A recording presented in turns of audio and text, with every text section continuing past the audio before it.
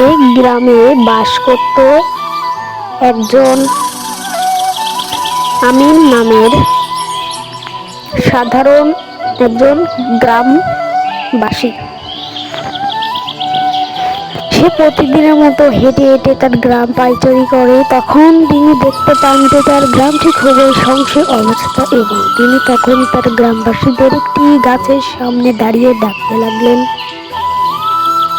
ঠিক শীঘ্রই আস্তে আস্তে করে অল্প অল্প করে প্রতিটা গ্রামবাসী তার কথার উত্তর দিয়ে জবাব দিয়ে তার কাছে আসতে শুরু করে দিলেন। তারা তার সামনে তারা ভাবতে লাগলো, হঠাৎ করে ছেলেটি আমাদের ডাকছে কেন, কোনো কিছু কি হয়েছে? তাদের চিন্তাই ছিল না যে তাদের গ্রামের অবস্থা এরকম সংকীর্ণ। তারা সেটাকে কিছু মনেই করতেন না। ঠিক তখন সেই ছেলেটি বলল, ওহে গ্রামবাসী, আমি তোমাদেরকে যে কারণে ডেকেছি তোমরা সেই কারণটি কি বুঝতেছো না? তখন সেই গ্রামবাসীরা উত্তরের জবাব দিলেন না। সে বললেন, ওহে গ্রামবাসী, এই দেখো আমাদের এই গ্রামটির যে এই অবস্থা, এখন এই অবস্থানে আমাদের গ্রামটির অর্থনীতি অবস্থা থেকে শুরু করে সকল জিনিসের মূল্য কমে গিয়েছে। গ্রামটি এখন খুবই সংকীর্ণ অবস্থা। এটা নিয়ে আলোচনা করার জন্য আমি এখানে এসেছি, গ্রামটিকে বাঁচানোর জন্য এসেছি। তখন তারা বললেন, হ্যাঁ বাঁচাও, তা আমাদের কি জন্য প্রয়োজন? তুমি বাঁচাও, যদি আমাদের কোনো কাজে প্রয়োজন হয় তাহলে অবশ্যই আমরা সাহায্য করবো তোমাকে, এতে তো কোনো সমস্যা নেই। বলো, তুমি বলো, এতে কি কোনো সমস্যা আছে? বলো না, বলো। তখন সেই ছেলেটি বলল, ওহে গ্রামবাসী, তোমরা এই জিনিসটাও বুঝতেছো না, আমাদের এই গ্রামটির অবস্থা এখন খরাতে ভরা, পানি নেই,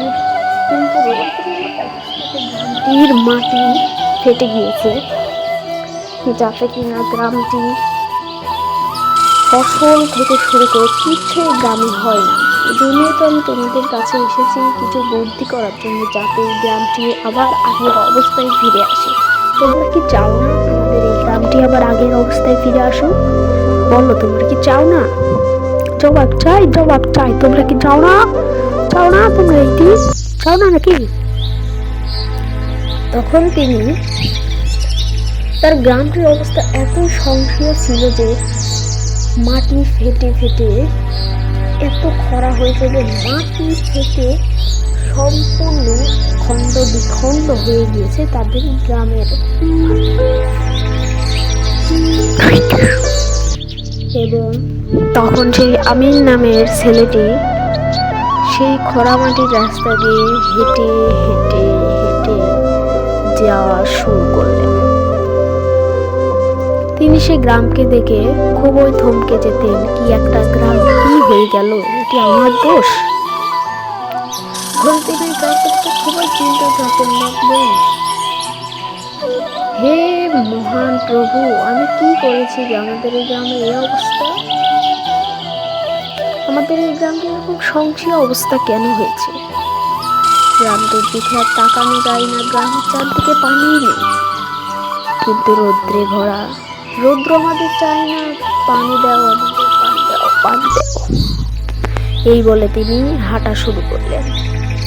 তিনি একটি সমুদ্র পাড়ের গ্রামবাসীদের দেখা শুরু করলেন। এখানকার শস্য শ্যামল্য থেকে শুরু করে চাষবাস সবকিছু ভালোই ছিল। সমুদ্রের পানি ছিল, লবণাক্ত ছিল, এখান থেকে লবণ উৎপাদন হতো। তা দেখে তার মাথায় বুদ্ধি আসলো, সমুদ্র থেকে পাইপ টেনে টেনে তাদের গ্রামে পানি আসে।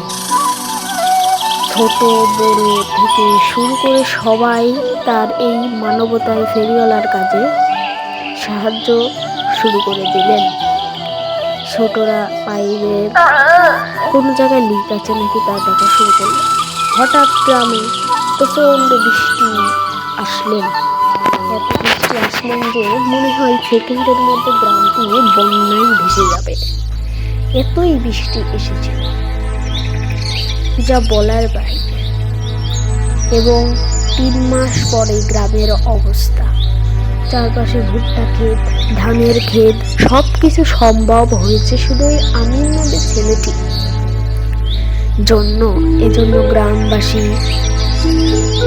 তার সামনে এই শস্য শ্যামল ক্ষেত দেখতে দেখতে বললেন, ওহে আমিন, তোমার কি চাই, তুমি আমাদেরকে বলো।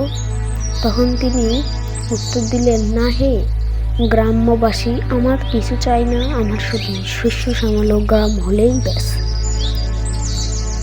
Please subscribe to our channel new video দেখার জন্য এখনই আমাদের এই চ্যানেলটিকে সাবস্ক্রাইব করে রাখুন। পরে ভিডিও